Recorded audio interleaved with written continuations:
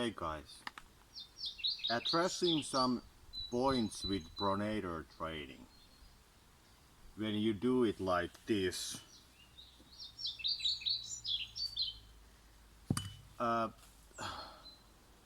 I think that training pronator like this so that it comes here is problematic because it doesn't actually train your pronator if you have your wrist bent in.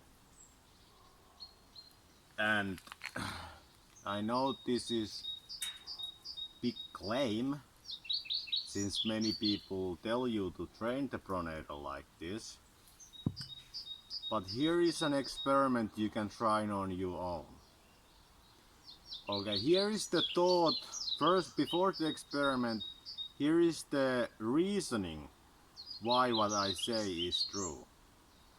Let's say you have your weight here, like so. So in order for it to train your pronator, it has to create torque. It has to create a force which tries to turn your palm up, so that you can then resist that force or counter it by doing this.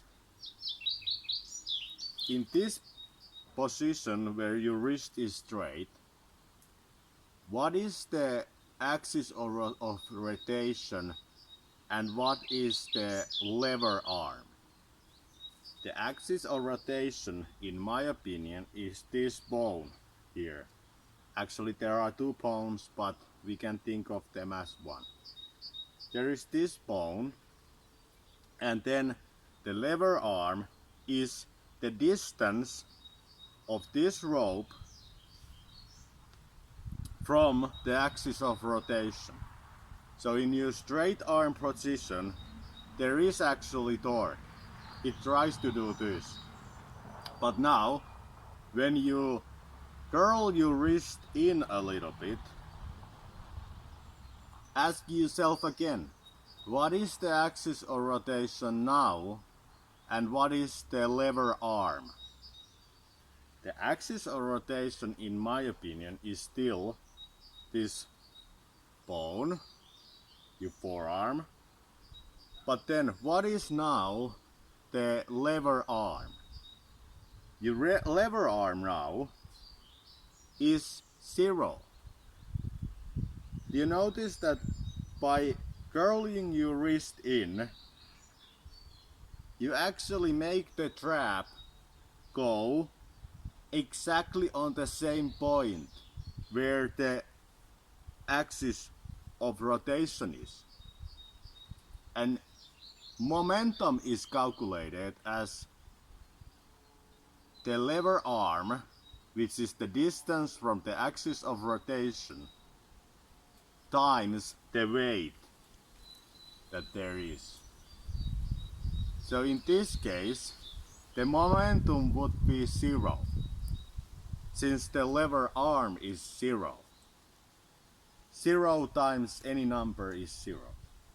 So in this position, from this theoretical perspective, this movement does not train pronator because it does not produce a torque. It does not create a force which would try to turn your palm up. Alright?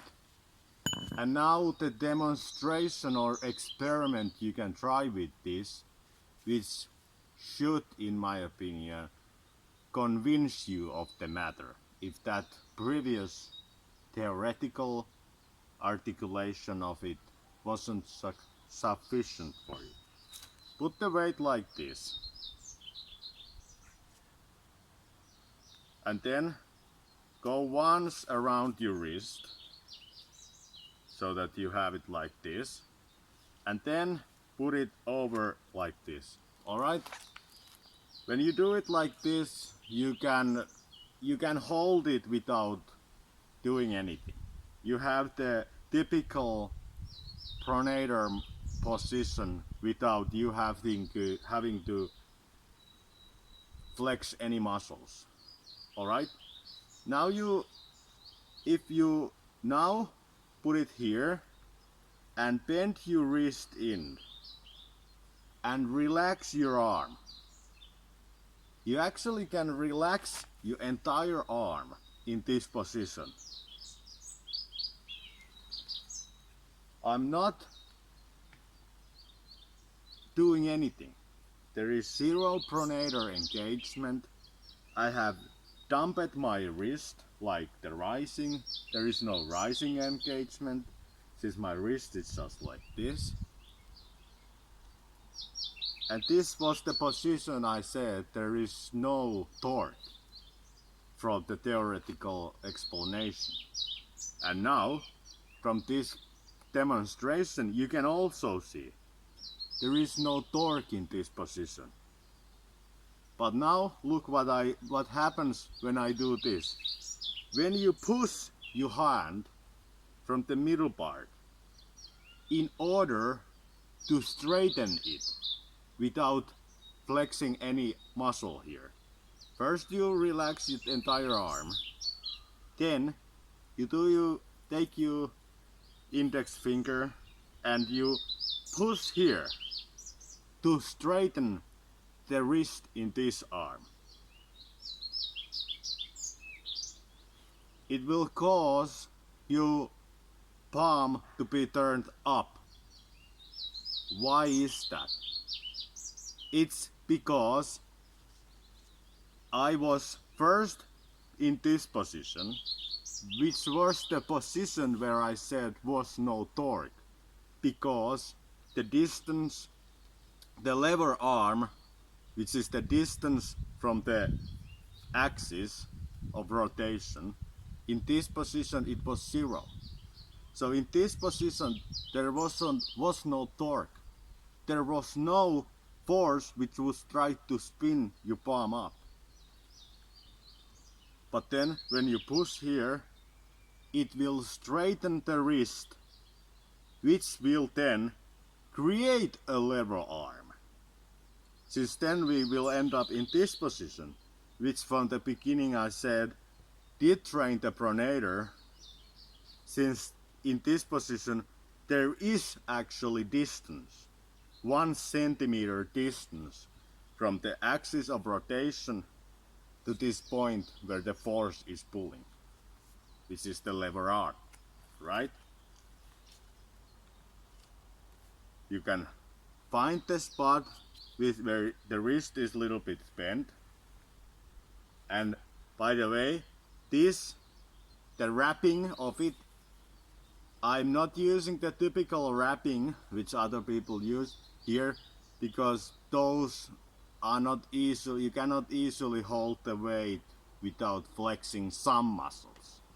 And since to do this demonstration it would be important that you could relax all muscles, since it is hard to just relax one muscle or something like that. So that's why the wrapping is different. But the point remains that we have a wrapping in which this wrap comes here on the back of the arm. Alright? And when you do this, find the rest position and then push here.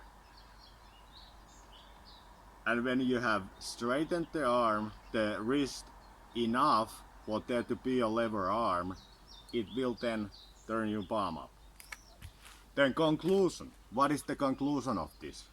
The conclusion of this, that if you train your pronator like this, with bent wrist, doing something like this, you might not actually be training your pronator at all.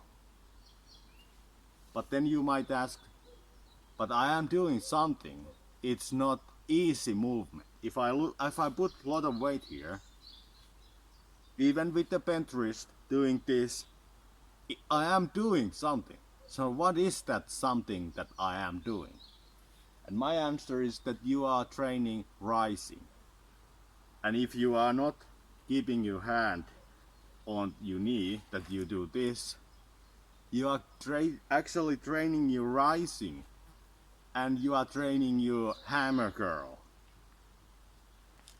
Because, in my opinion, this is the normal trapping which we see when people train rising. They put this trap here, in between your door knocking knuckle and your punching knuckle. This is the typical setup for training rising. And obviously it doesn't have torque. You can relax your arm and it can be like this. Only thing that will drop is your rising, since it is training rising and you are not engaging your rising. But then, what I'm arguing here is that if you now put this trap here on the side, which is the normally thought of as training pronator, and you curl your wrist in a little bit, this is now also a rising exercise. Because with the same way this, when you relax, only thing that is dumping is your rising.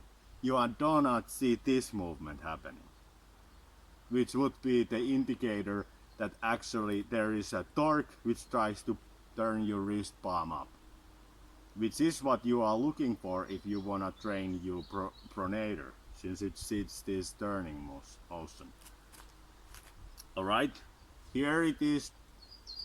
Only thing that is failing is rising, because the only thing engaged is rising.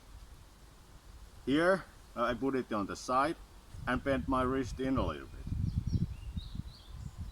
Again, only thing that is failing is my rising. It does not turn it doesn't turn my hand palm up. I can be like this without zero engagement from my pronator. And to prove it, you can just push here so that your wrist would be straightened. And it will turn your hand palm up.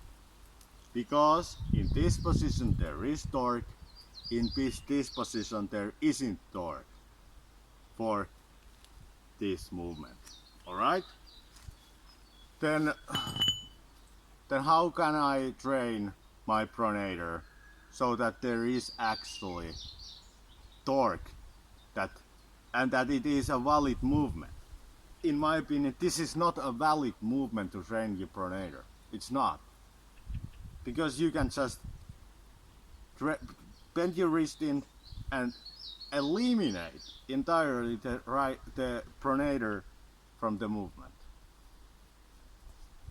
So, addressing another, in my opinion, not ideal way of training the pronator, which is this. You see people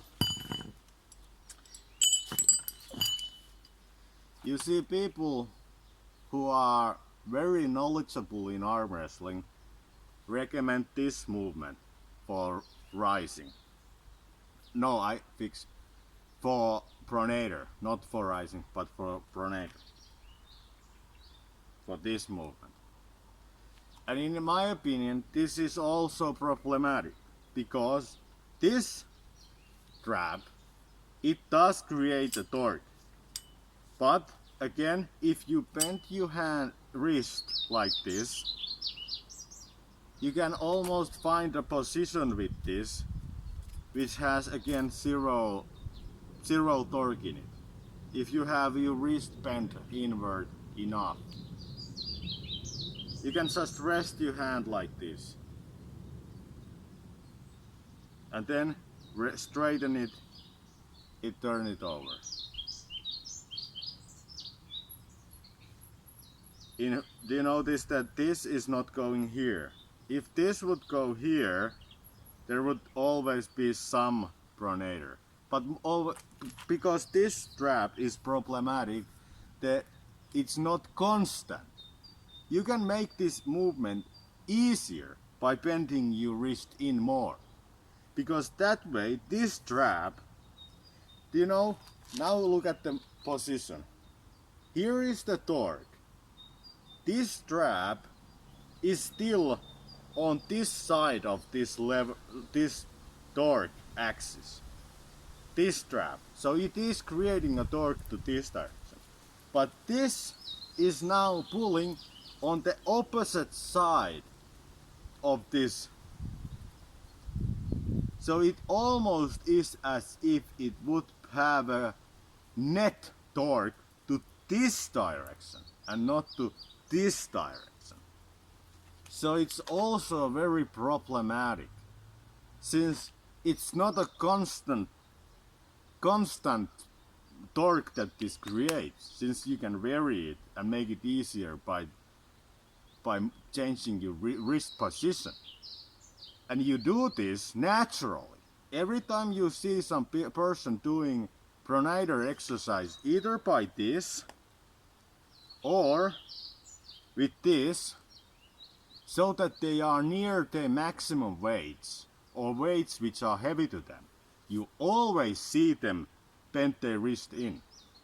And they do this not knowingly, I think, but because their body is wise. The body knows that it can do more like this than it can do like this.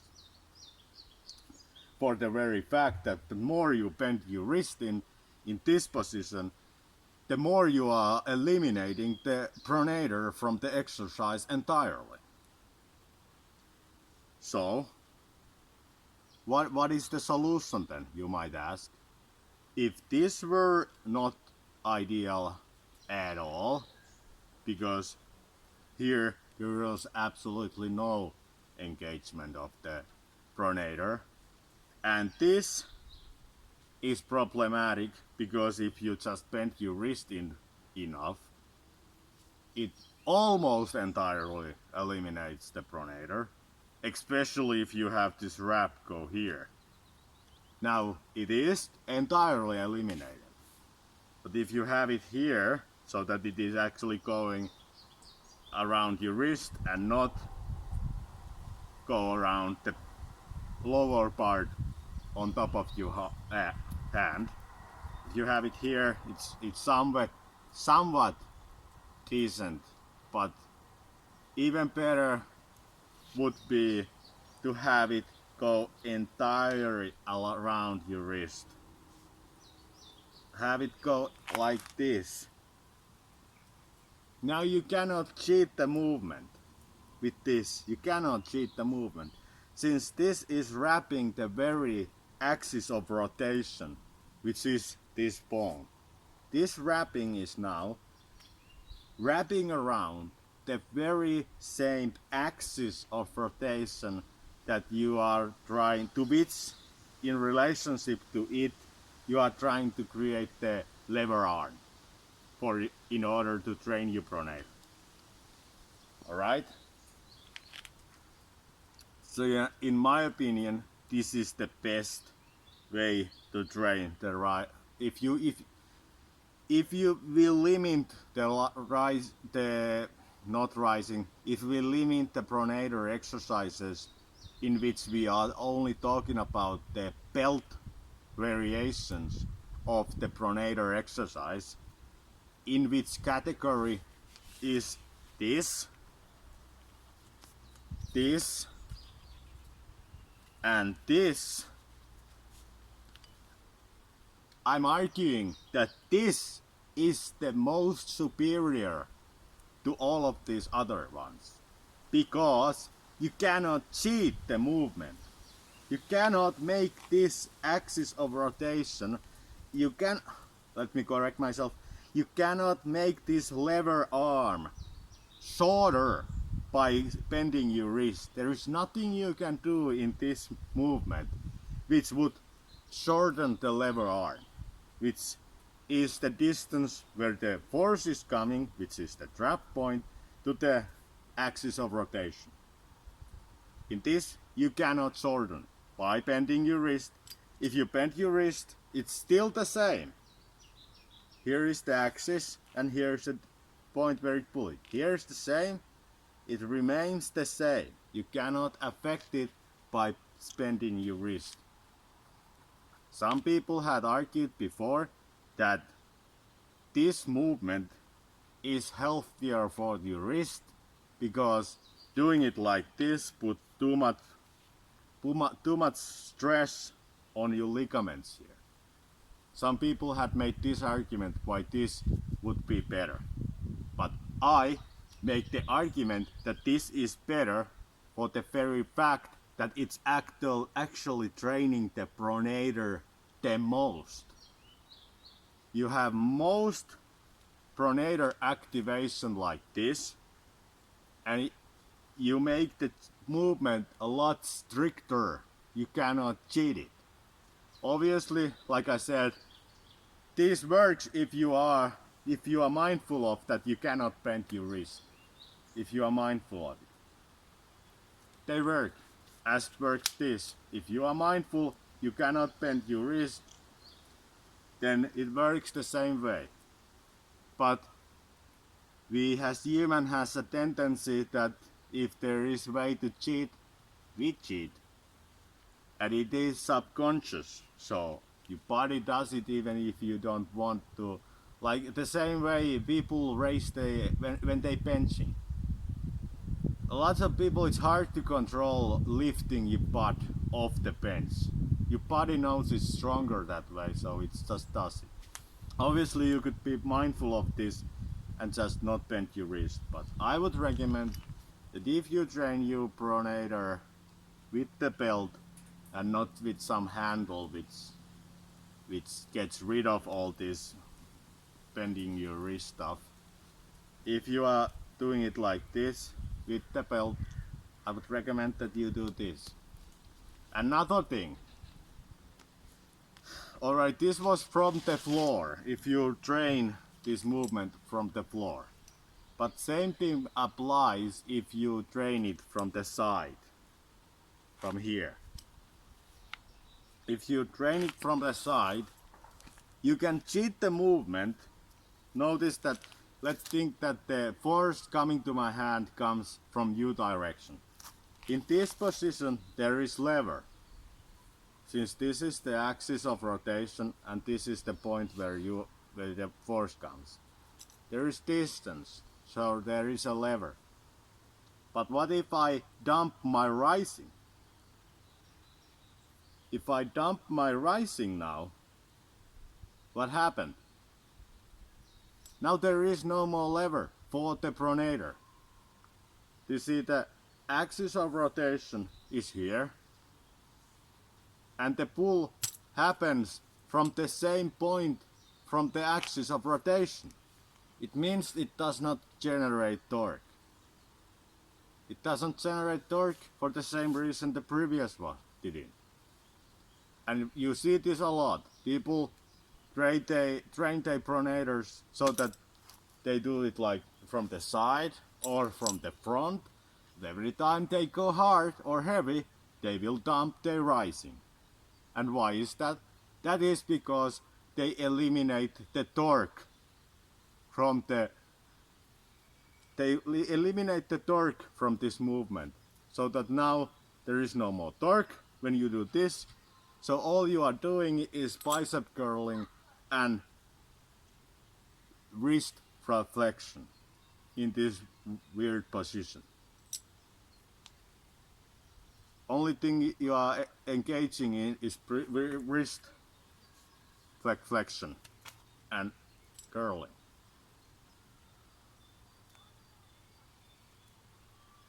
There is no